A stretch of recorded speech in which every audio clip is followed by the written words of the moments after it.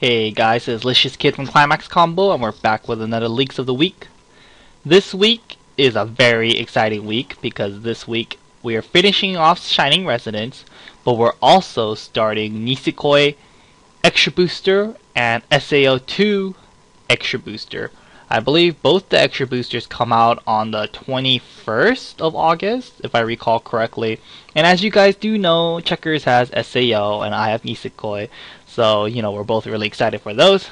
And it's coming out very soon, so the next couple of weeks should be in a very exciting time. Usually we let the person who specializes in the set handle the set. So usually, like if it's SAO, then Checkers does it. If it's like Love Live or Nisekoi, then I do it.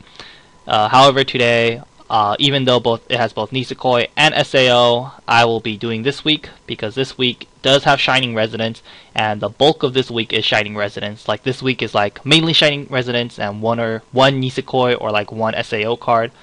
So because it has Shining Resonance, I will finish off this week, and I will finish off Shining Resonance. However, next week when it's just SAO and Nisekoi, then me and Checkers will be doing Leaks of the Week together, and he will be handling SAO, and I will be handling Nisekoi. So, yeah, with that out of the way, let's get started. So first off, for Monday, we have this 215KR Sonya, Music and Dragon. What she does is she's a level assist in front, and she has a Resonance ability. She Resonance with the Yuma Ilburn that we've seen time and time again, and Yuma Ilburn is a really good card. During the start of your Climax phase, you may pay cost, which is reveal the Yuma, and discard a card. If you do, return all cards in your waiting room to your deck, then shuffle your deck. I think this card is super solid. First of all, it's a level assist. It has the very important Music and Dragon typing, as we have seen last week with the 3-3, or with the 3-2 Yuma. You do need to tap 2 Music and Dragons, so her being a Music and Dragon is very good.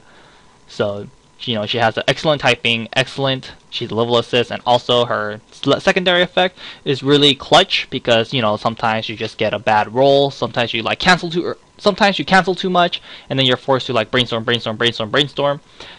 why brainstorm, and try to burn through your deck like that, wasting a lot of stock, when all you have to do is discard a card and reveal Yuma to, get the refresh going. And you don't take refresh damage, so you can constantly avoid refresh damage by just revealing a Yuma and discarding a card. And so I think that's just super crazy. And this card, Sonya, she's a good level assist in the back, and since she's in the back, she'll usually be chilling there for the entire game.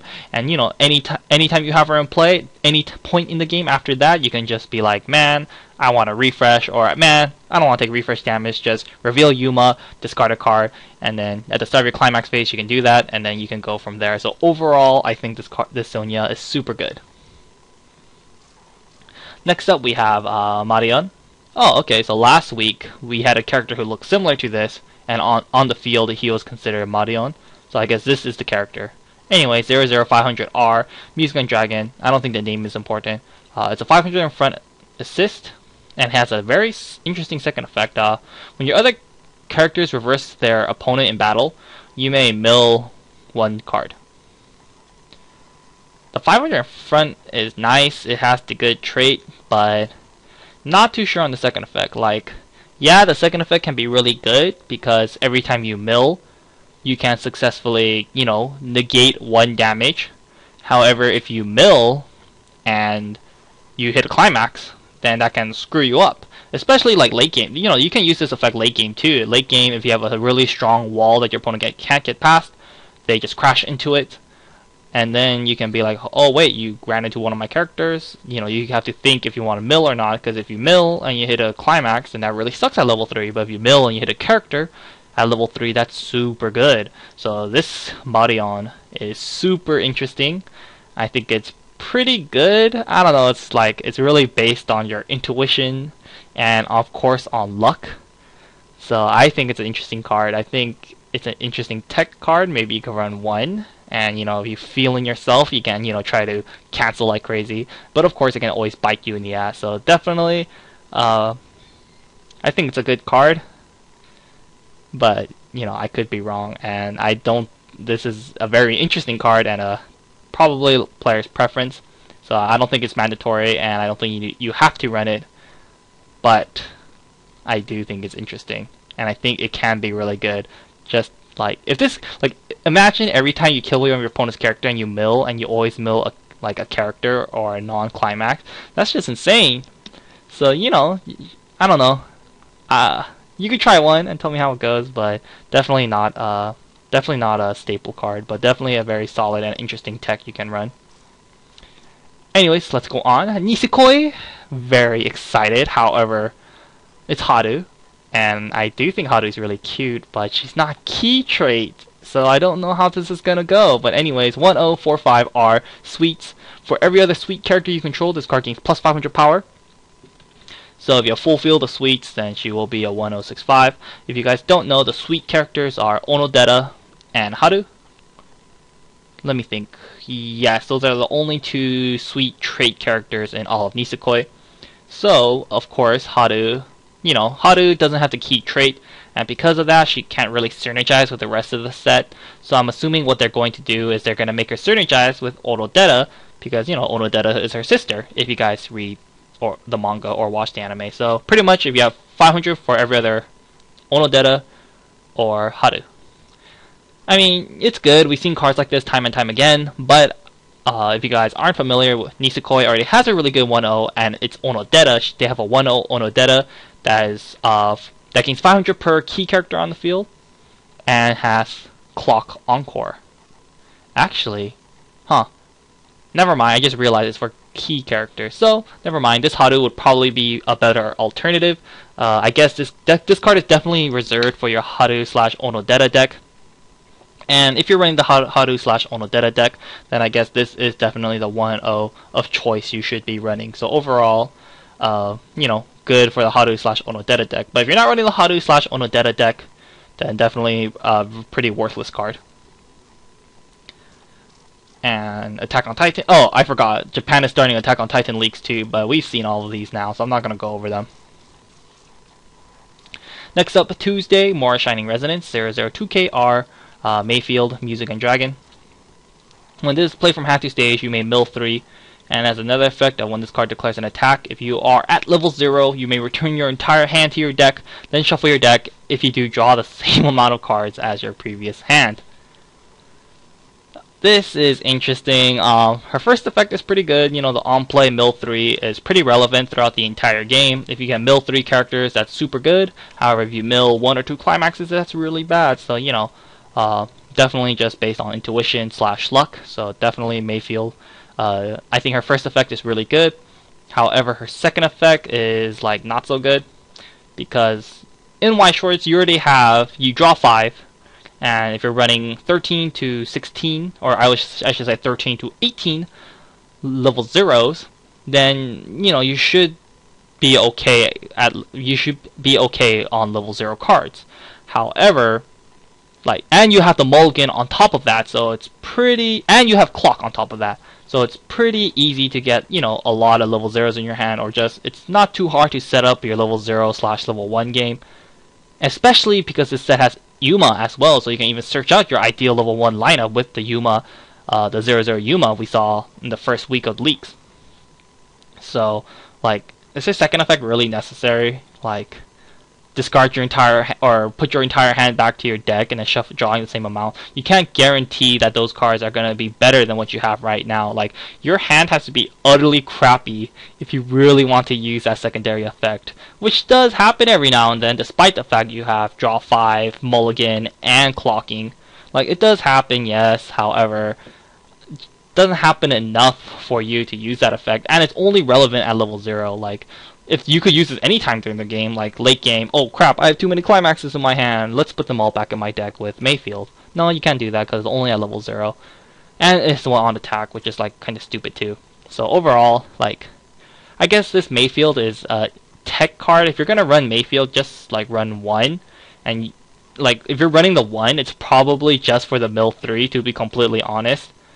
But despite that, you really don't have to run her, because her on play is good, but her second effect is pretty crappy and kinda dumb, and you're probably not going to use it enough where she's actually important in your deck. So definitely you don't have to run her, but if you're gonna run her, run her in 1 or 2, just for the mill 3 in my opinion, and perhaps the 1 every 10 game or once every 20 or 5 games you'll get her second effect off. And yeah, I guess I'll just leave it at that. Really cute though. Next up, this guy, 1-1 Lusty Music and Dragon. When you have another character with Kirika in his name, this card gains plus 3k power, so it'll be a 1-1 8k. Man, the power creep with level 1s, man. Now they're all 1-1 8ks. What happened to the days where it was 1-1 7-5 and they had like a drawback? Anyways, now it's like 1-1 8ks, 1-1 7-5 with Encore, which is bullshit. But anyways, 1-1 5k. If you have Kirika, he gains 3k, so he becomes a 1-1 8k. As we have seen before, Kirika has some pretty good cards, and 2 weeks ago we saw the Kirika assist, and since there's a Kirika assist, it's really easy for a Kirika to stick around the board and to just give this guy the constant 3k power. So, you know, not bad at all. And definitely last week we saw the 1-1 band event, so he can be quite annoying for your opponent to deal with, since he can be 12k on defending before assist. So he's a very solid 1-1. However, you know, 1-1s are always questionable nowadays because of the fact that you know, level 1 reversers are very powerful. And he's still susceptible to that. And we haven't seen a plus level assist yet, so he can't get around those. But we did see the Encore Giver from a couple weeks ago as well, so maybe you can run him, the Encore Giver, and the Kirika, and then, you know, you could try revolving your level 1 game around there. But I personally, I don't really like it. I think you're better off with the 1-0 Sonya we saw last week along with the 1-0 band, or the 1-1 band event, because the Sonya, you know, Lusty doesn't work with the band event. It only works with Agnum, Yuma, and Kirika. No, Yuma, Sonya, and Kirika. It only works with those 3. So like if you don't have, like if you have all these Lusties on the field, then you can't really get your band event going. So, you know, I think the Sonya slash Lusty or the Sonya slash band combo is better, because I don't know, 1-1 nowadays are kinda questionable. I'm not a huge fan of 1-1s, because why run 1-1s when you can run 1-0s that generate you a lot of advantage? So yeah, I personally am not a fan of this Lusty, and I think you could use better cards in this. Next up, Nisekoi 1045 common Paula weapon. For every other weapon or lady character you control, this card gains plus 500 power. So pretty much she only works with Tsugumi and herself, because Paula is weapon and Tsugumi is weapon, and lady is Chitoge. So she's obviously made for the Chitoge slash Tsugumi, and I guess now slash Paula variant. And to be honest, I don't think she's that good, because I mean, she's okay, or she's good, but Tsugumi already has really good 1-0s. Like, they have the 1-0 Tsugumi that combos with the plus 2 soul, if I recall correctly, and you can pay 1 and search for like a weapon or lady. That card's already really good. They have like the 1-0 Tsugumi in yellow that you reveal top. I forgot, I don't really run the Tsugumi slash Chitoge variant. But they already have the Tsugumi and Chitoge variant already has a couple good 1-0s, and they also have like the 1-0 Chitoge that combos with the yellow pendant. You know, you could be running stuff like that. Well, I guess you shouldn't be running the pendant if you're running yellow, or if you're running Tsugumi as well. But anyways, like, Tsugumi slash Chitoge already has a couple good 1-0s, so I don't really know how relevant this Paula will be, because they already have good 1-0s, so I don't know. I don't know, the plus 2 soul combo from the Tsugumi is already really good, so is this Paula really necessary? Maybe, I don't know, I don't think so. I think that plus 2 soul combo is really good, so yeah, not really a fan of this card. It's only a common though, so I guess I shouldn't complain, but yeah, I think the Tsugumi, the Tsugumi comboer at level 1, I think is a better alternative to this one. So I wouldn't run it. Next up, Armin. We've already seen him. Next up, Shining Resonance 1-0 Diva Magica Kirika Music and Dragon. When this card is placed from your when this card is played from your waiting room to your stage, not hand to stage, waiting room to stage, and you have 2 or more other music or dragon characters, this card gains plus 2/5 power in the following effect, or 2/5 power until the end of the turn. It also combos with Resonance of Soul. When this card reverses opponent battle and your Resonance of Soul, which is the pants right here, you get to draw a card. And lastly, it has a change. During the start of your climax phase, you may pay cost, which is place this card to your waiting room. If you do, choose 1. The girl who inherited the ancient song Kirika from your waiting room and place it into the original border of this card.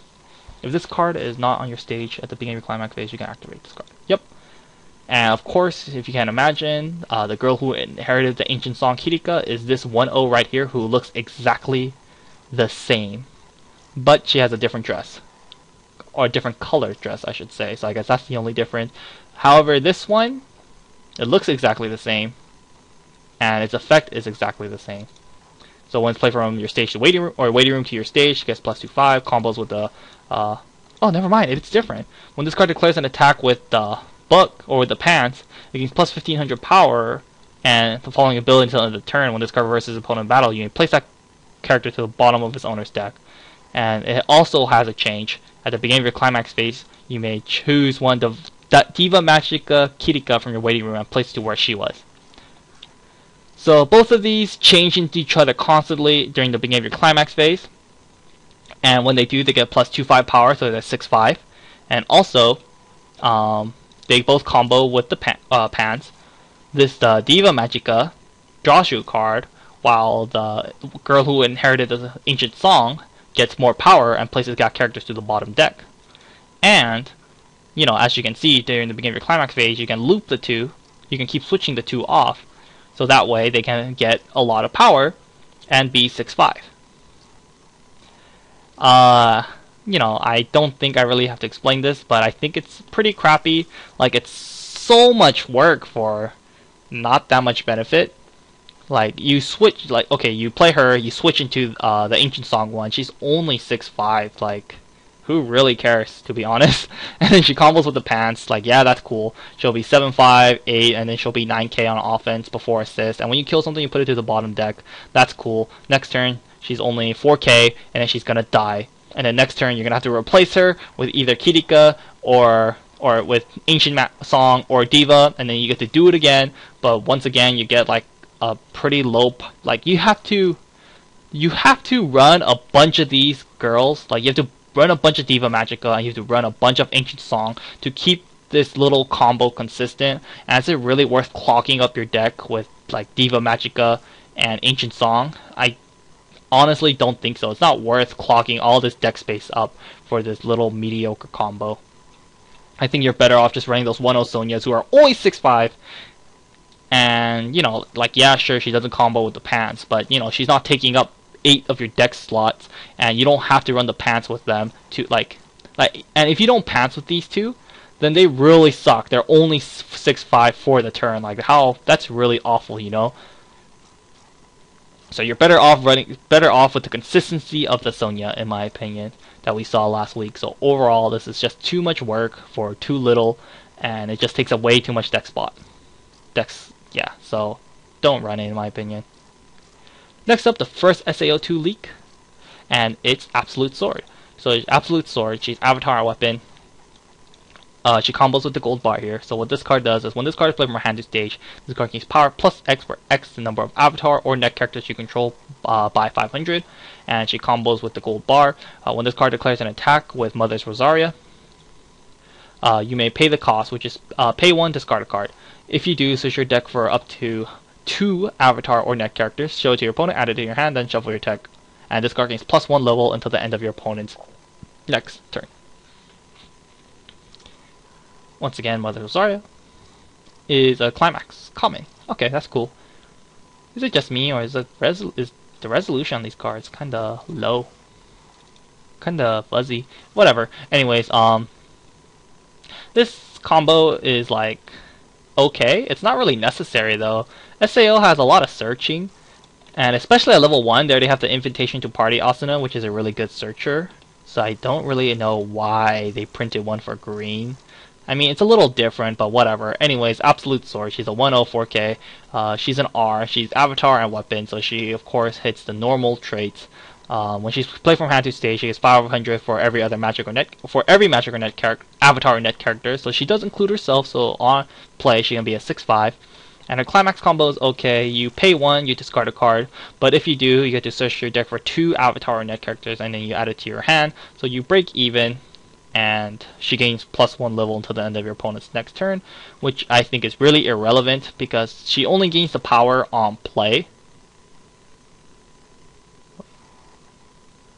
Wait, when this card is placed from your hand to stage, the card by 500. It's not until the end of the turn.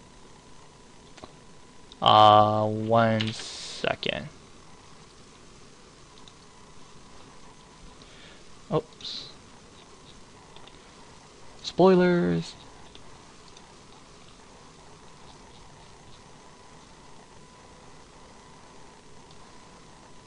Okay, during this turn. Yeah, so it should be during this turn. This card only gets 500 power. So yeah, so she'll lose the power at the end of the turn, which really sucks. So like, who cares about her getting +1 level? Like, yeah, she's level 2, so she gets past level 1 Suiciders, but then at the end of your turn, she's only 4k power before assist, which is just really weak, and even a level 1 vanilla will successfully kill Yuki. So, like, don't really see the point of +1 level. But anyway, so yeah, I honestly don't really like this card because, like I said, SAO already has Invitation to Party Asuna, which is already really good. Invitation to Party Asuna is a 1055, usually a 1055, is a bond target and combos with the wind trigger, and the wind trigger is really good. This one only combos with the gold bar, and this one only gains power on play. It's very weak on defense, and being weak on defense is really bad nowadays, especially with like all those plus combos that revolve around reversing your opponent's character. And Yuki is definitely going to die next turn because she's only 4k defense, 4k on defense, and SAO has very high powered backups. They have the 2k backup, costless, and they have the 3-5 backup. So the Invitation to Party Asuna is definitely more sturdy. Even though she's weaker on offense, I think the fact that she's more sturdier in conjunction with the 2 backups is better, especially in today's meta. So I think the Invitation to Party Asuna overall beats this Yuki because A, she's sturdier, she combos with the wind trigger, and she's a bond target. This Yuki, she's stronger on offense, she combos with the gold bar, and yeah, I guess you get to search more because you get to search for 2 avatar net characters. But overall, I think the other factors of the Invitation to Party Asuna wins out over this absolute sword. Anyways, on to Thursday. We have this 1-0 Marion. 2-5. Oh, she's a girl. Okay. Pretty cute in this picture. 1-0, 2-5. Music and Dragon. First of all, she's a 1k backup. And she has another effect of when you use this backup, you may pay cost, which is reveal a Yuma. If you do, choose one of your battling characters, gets plus 1k power until the end of the turn. Pretty solid. Yuma is already very, very good. And a lot of good cards already require the resonance of Yuma, much like the Sonya assist we saw earlier this week. So the fact that you should always have a Yuma in your hand shouldn't be hard, and the fact that this Marion, and you know, if you're gonna keep the Yuma around your hand, why not have a good backup with it? It's a 1k backup, which sucks, but if you have the Yuma in your hand, which you always should, then it becomes a costless 2k backup, and costless 2k backups are really good and really annoying. So definitely solid, especially now, you know, the Sonya we saw last week is a 1065 all the time, most of the time. You know, you got the band backup, which is a 4k, but if you don't want to use the band backup, you got this 2k Marion backup, so long as you can resonance with it, which shouldn't be too hard to do. So overall, very solid. It's kind of like SAO. You know, SAO has the strong 102k backup, and they have the 1135 sacrifice event backup, but Shining Resonant has the 1-0 Marion, or the 1-0 Sonya, with this 1-0 Marion backup, and the 114k backup, so it's kind of like Shining Resonant has kind of the same level 1 game plan as SAO. They don't have the marker Asuna, but they kind of kick it up a little notch with the 114k backup. So I think this card is going to be really good. Next up, 2-1 backup 2-5 are Music and Dragon. First of all, he's a 1 cost 2-5 backup. And of course, he has another ability of when you use the backup, you may pay cost, which is pay 2, clock yourself 1 damage. If you do, choose one of your opponent's character whose level is higher than your opponent's current level and send it to the owner's waiting room. So definitely, he's an anti-change backup, because of course, if your opponent has a level 3 at level 2, you can use this guy, and then you can get rid of the level 3 by paying. In total, you're paying 3 because when you have to use the backup, so you have to pay 1 for the backup and pay an extra 2 and clock yourself 1 damage. And if you do, you choose an opponent's character whose level is higher than them, and then you send it to the waiting room. A lot of series now, especially a lot of new series, are getting these anti-change backup for very good reasons. because the level 2 game is completely filled with a million level 3s. And to stop that, Suishiro is printing out these anti-change backups. Of course, this one is heavy. You have to pay 3 and clock yourself 1 damage, and clocking yourself 1 damage does hurt. But by getting rid of your opponent's level 3 that's out at level 2 per se, you can potentially negate that attack. Like, you take 1 less attack for the turn, which is really good. And yeah, just getting rid of your opponent's level 3 can be really good. And if your opponent wasted a lot of resources getting that level 3 out at level 2, yes, this one is heavy as well, but perhaps you might be, perhaps it's less than what your opponent paid for, and if that's the case, then you win out in the end. So overall, definitely a tech card. If your series has an anti-change backup, then it's definitely a good idea to tech 1 or 2 of them, because it's really good. So definitely solid, and definitely tech 1 or 2 of these in your Shining Resonance decks. Next up, a more SAO 3295R Kirito avatar weapon. He's interesting. If you have 2 or less climaxes in your waiting room, he loses 1 level in your hand. During your opponent's turn, for every other match or avatar or net characters, he gains plus 500. And when he's played from hand to stage, draw 2, ditch 1. Oh, now that I'm on Facebook, you guys can hear that. Anyways, let me put my phone on silent. Anyways, this Kirito is interesting. He's kind of the first of his kind. I haven't seen this first effect. I think it's very new. If you have 2 or less climaxes in your waiting room, he loses 1 level. Usually, it's if you have 6 or more climaxes in your waiting room, the card loses 1 level, like the level 3 Maki that we saw, or that we all know about. But this Kirito is only 2 or less climaxes. And I personally think that this is way, way better. I'm hoping the 6 or more climaxes in your waiting room requirement gets like flushed out, or just gets just gets out of date. They don't make any more of those. And instead we have these new ones, these 2 or less climaxes in your waiting room. Because a lot of time nowadays, a lot of times, especially my Love Live deck, I usually refresh at late level 1 or early level 2, and a lot of times I don't really have the opportunity to play my level 3 Maki anymore, just because since I refresh so early, I don't have 6 or more climaxes in my rating room, so it's kind of like, derp, that sucks, now where's my level 2 game? But this Kirito, he doesn't care about that, because if you refresh early, then you can play this Kirito, because you have 2 or less climaxes in your waiting room, and I think that's really good.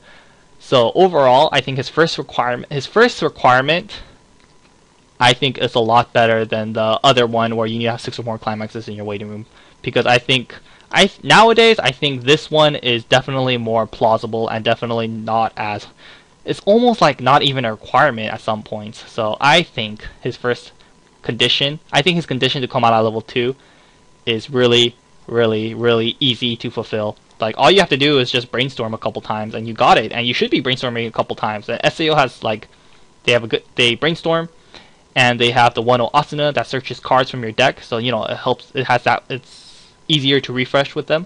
And they have the 1-0 marker card, which also makes it easier for them to refresh. So it works out in SAO as well. So I think it's super good. I'm very excited. I hope more cards like this print out in the future, so I can try it out myself. But as for now, I'll see if Checkers run it, and I think it will be pretty good. I hope he runs a couple. I believe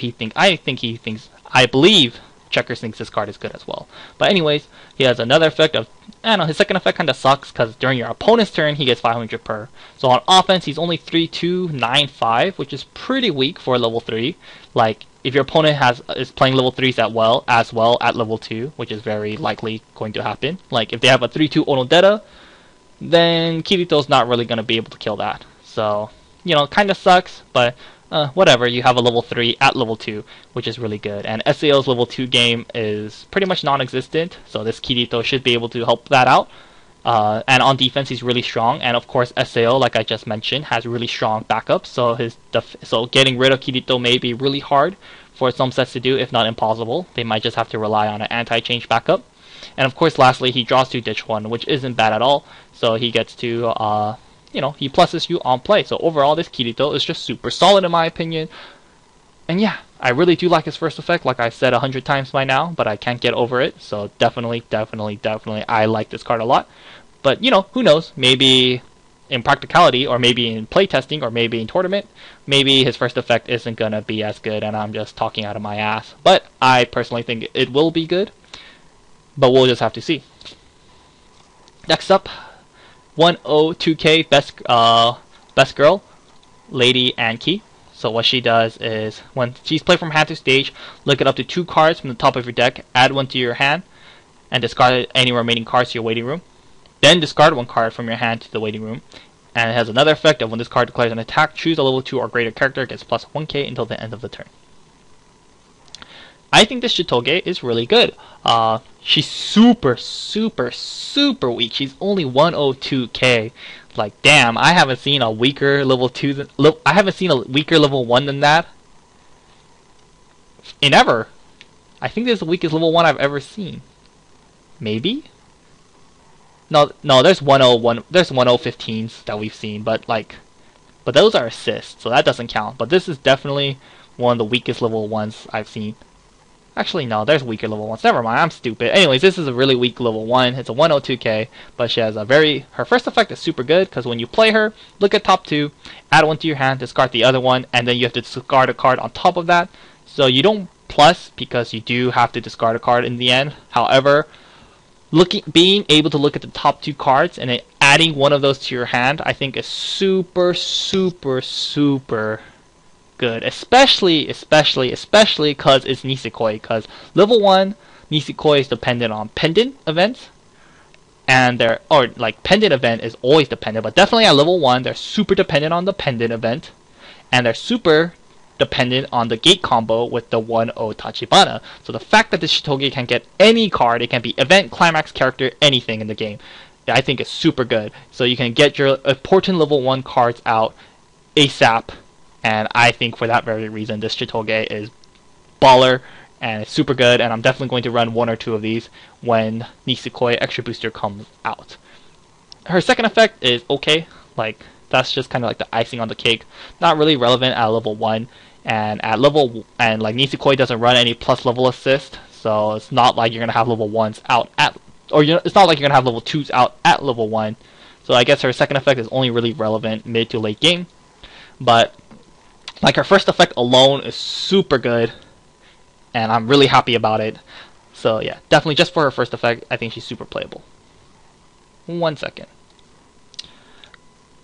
Okay, now I'm back. But anyways, where was I? Overall, Chitoge, very good.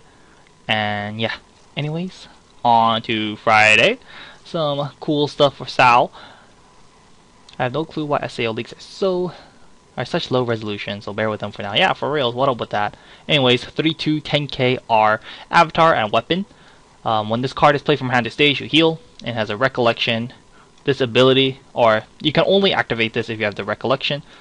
This ability can only be activated once per turn. When the damage dealt by this card is cancelled and you have Sword Skill Bestowal Yuki in your memory, you may pay cost, which is pay 1, discard a card. If you do, deal 1 damage to your opponent. And of course, Sword Skill Bestowal Yuki is this one right here, 001KR, Avatar and Weapon. It's a 500 global for Avatar and Net characters. It has another effect of when your other vestiges of an Elder Sister Asuna declares an attack, you may pay cost, which is pay for, discard a card. If you do, place the top 11 cards of your deck to your waiting room and deal X damage to your opponent, where X is the number of soul trigger icons amongst those cards. Of course, this damage can be cancelled. Okay, this combo, I think, is pretty crappy. Okay, let's see. First of all, it's just so much work getting this combo off. Yuki is okay. She's a 00500 global, and that alone is really good.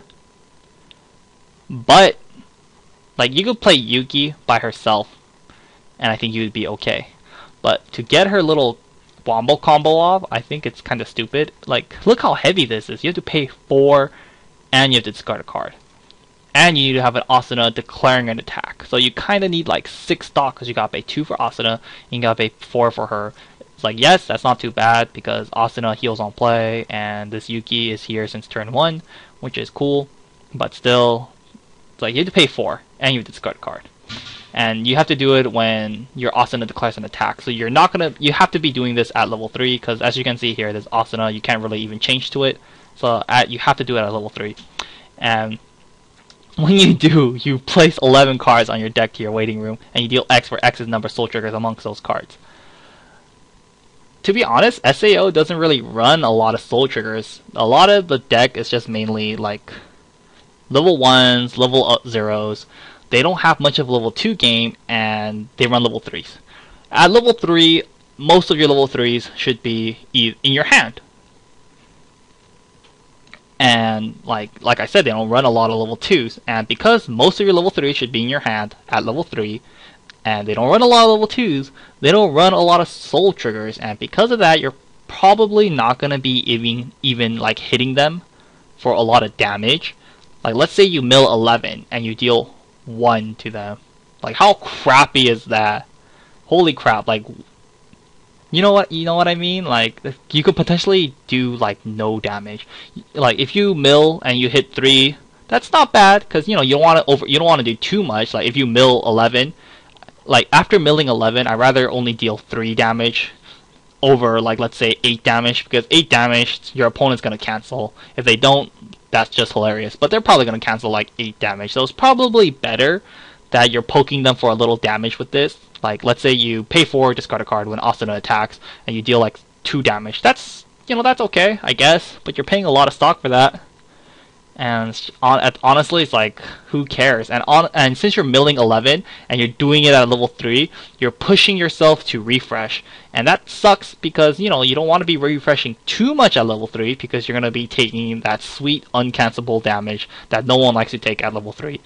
So you're making yourself refresh faster. It's a lot of stock, and you're potentially not doing that much damage. But what do you get at the end? You get this Asuna that every time your opponent cancels, you pay 1, discard a card, and you deal 1 damage to your opponent. That freaking sucks. Like this Asuna isn't gonna be living for more than 1 turn because like maybe if it was on attack, like once you hit the recollection, maybe on attack, pay 1, discard, burn. Maybe that'd be better, but first of all, the damage has to be cancelled. And second of all, she's really weak. Like let's say you're probably gonna get her effect off like once. I don't really see this Asuna staying on the field for more than 1 turn because it's just 10k power. Like if it was like 3-2 11k base, 3-2 11.5 base, maybe, because it's hard to get rid of her. And then so like you play her damage gets cancelled, pay 1, discard, burn 1. If she had high power, then maybe she might survive. Next turn, attack, pay 1, discard, cancel. Or like you attack, they cancel, pay 1, discard, burn another 1. That'd be pretty good. But no, she has to do it when the damage is cancelled, and she's super weak. So she's not gonna stick around for too long. So at most you're gonna get her effect off like probably once or twice. And that still sucks because you're paying 1 and discarding a card to, burn 1 if you canceled, and I think that's just stupid. Like run the Xenon Game Ender, and don't they already have a flare trigger? Isn't the Beacon of Hope Asuna? I'm just gonna look her up right now. Beacon of Hope. Sorry, this is why Checkers does this, because he knows more about SAO, but doesn't this one already have flare trigger? Yeah, like just run this for your flare trigger. Who cares about this, to be honest? It's just dumb. Like if you want a healer, run the 3-2 Asuna from the first set, or you can run the 3-2 Xenon from the second set, or from the extra booster. Don't run this like it's just stupid. I think it's dumb. I think it's pointless. Like she's not gonna live for long enough where you can actually get advantage or value off her recollection ability. And to get her recollection ability off, you have to go through all this work. You have to pay for and discard a card. Like why not just play Xenon, book it, and then make them take 4 damage, and then if they cancel, everyone knows Xenon's combo by now. Like just run the Xenon as your game ender, and honestly I would just leave it at that. I think I ranted it on long enough about how I think it's really stupid, and I honestly don't think it's worth running. So overall, I don't run this Asuna as your healer. because the first healer from the first booster is already really good. And if you wanted a game ender that healed, then just run the Xenon. You know, you have better options than this Asuna, so don't run this Asuna. You know, this Yuki, however, is okay. It's a 500 global. I don't know if SAO has a 500 global already. If they do, then, you know, I guess this one's pointless. But if they don't, then this Yuki's already good for that reason. And she's a level 0, so it's not like you're going out of your way, out of color ratios to run her. So, you know, Yuki is good by herself, but don't run it with Asuna because I think it's stupid. Watch, I'll be wrong. Maybe like next month, everything topping is going to be because of this. Man, that would be embarrassing, but I personally think it sucks. Anyways, the last card, more Haru action, 1045R, new life Haru, sweets trait, of course. Combos with the gold bar here, which is a climax common, okay. When this card declares an attack with the climax, someday my prince will come, which is the gold bar, your opponent cannot play any events from their hand until the end of your opponent's next turn, which is absolutely hilarious. And has another effect of when this card declares an attack with the gold bar, this card gains plus 3k, you may pay cost, which is 1. If you do, this card gains plus 3k and the following ability until the end of this turn. When this card reverses its opponent in battle, you may choose one of your cards in your clock, add it to your hand, and if you do, place a top card of your deck to your clock. So this Haru is pretty interesting. She's green, as you see here, and the first Haru we saw was blue. And, you know, if you guys don't know, Onodera is both in blue and green in Nisekoi, so it shouldn't be too surprising that Haru is in green and blue as well, because, you know, her older sister was, and she's obviously kind of meant to synergize with her older sister. So Haru, I think her first effect is absolutely hilarious, because she's anti-pendant, and she doesn't have a pendant in Nisekoi. You know, if you watch or read Nisekoi, her first effect is pretty hilarious, but if you don't, her first effect is okay. I mean, your opponent cannot play events from their hand until the end of their turn. It's good at level 1 because of course you can stop event backups. However, it's also really good as you go into level 3 because when they start, you know, level 3, the top tier sets, they have these annoying anti-damage event backups. You know, level 3 you can play Haru, you can play the gold bar, you can laugh at them because they can't use their event backups, and then they might, you know, that might really screw them up and can really give you a clean chance at going for victory. You know, you have the 3-2 Tachibana. It's like, man, I don't want to get money event backup. Just play Haru with Tachibana, and then, you know, now your Tachibana is going to get the kill, no problem. And her climax combo is like, it's pretty good because you pay 1, she gets a lot of power. She'll be 7-5 because she gains 3k, and then she gets 1k from the gold bar, so she'll be 8k. And when you kill them, you get to get a card from your clock added to your hand, and you get to clock yourself 1 damage. So you so you don't heal because you clock yourself, but you know it's pretty good. You get a card your clock added to your hand, and you know Nisekoi, they got and you can choose any card in your clock. So you get events, which is very important in Nisekoi, and you get other climaxes as well. However, I say that I know this card has a lot of perks, but it's missing the key trait, which is the key trait, lols. Anyways, so it's missing the key trait, which is just too important to pass up in Nisekoi. Nisekoi is all about the key trait. The pendants all revolve around the key trait. And, you know, level 3 Onodera grabs key trait characters. All the key traits grab key traits. All the key traits are just super, you know, they all work only with other key traits. There's not a lot of cards in Nisekoi that says, like, grab any character. It specifically says grab a key trait character or works with a key trait character. You know what I'm saying? So, you know, because she's missing the key trait, it's just really, really, really lowers her playability in the standard deck. However, you know, and you know, like, yeah, you can technically run her in your, you know, normal key variant, your key trait Nisekoi decks. You can, like, splash Tech Haru, and then you can try to fuck them up with the first effect at late game. But honestly, it's not worth it. Like, it's not worth running the gold bar for your Tech Haru in your, like, normal variant Nisekoi deck, and like you're running this Haru who has no synergy with the rest of the set, and it's just kind of sitting there. Maybe once or twice it'll screw up your opponent, but definitely like not worth. It's not worth the like she adds too much inconsistency to the deck. In a key trait deck, she doesn't synergize enough to, you know, warrant the fact that you're running her.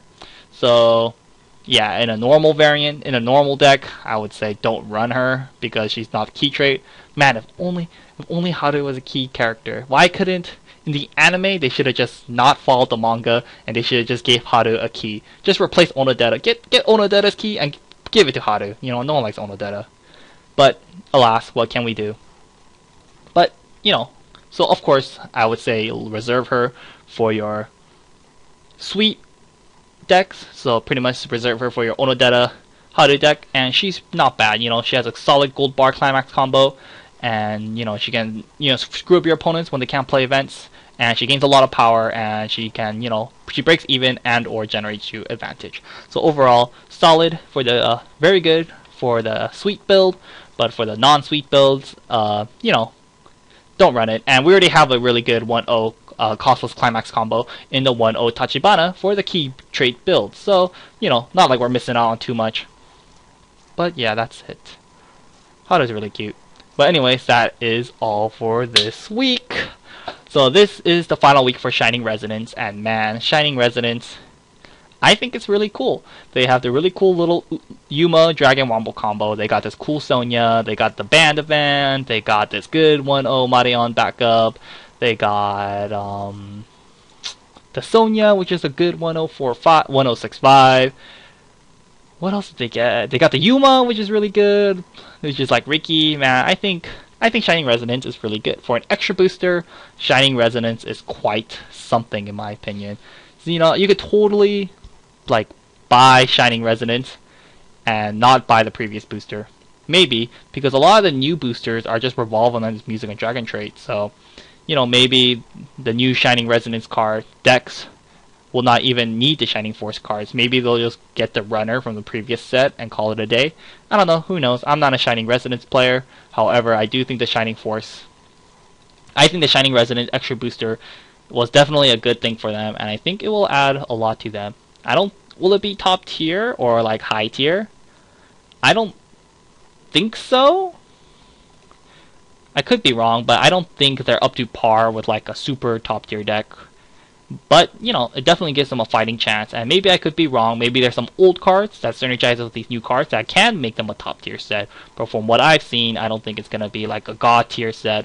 But I think it's good, and I think it's a lot of fun. Especially for an extra booster, I don't think you can complain about how solid these cards are. So, overall, Shining Resonance was a blast to do, was a blast to review, and I do look forward to the future of Shining Resonance. This week, however, SAO, or like Nisekoi leaks this week were pretty disappointing. Like, come on, I want the OP cards.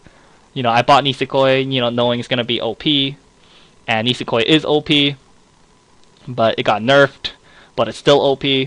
So, they can't give too many good cards in this new set, because Nisekoi is still really good. So, I don't imagine them giving a lot of good cards to this set. So, they're probably not, but, a man can dream. So this Haru is like, whatever, keep it for your sweet decks. This Mayfield sucks. This Let's See sucks. I don't think it's good. This Paula sucks. This Kirika thing is just too much work for what little it does. Absolute Sword, I think, is just overshadowed by Invitation to Party Asuna. This Marion's good. This one's good. This Kirito, I think, is really good. This Best Girl is really good. And I just, I don't think it's good. I honestly don't. I think it's just way too much work for just too little.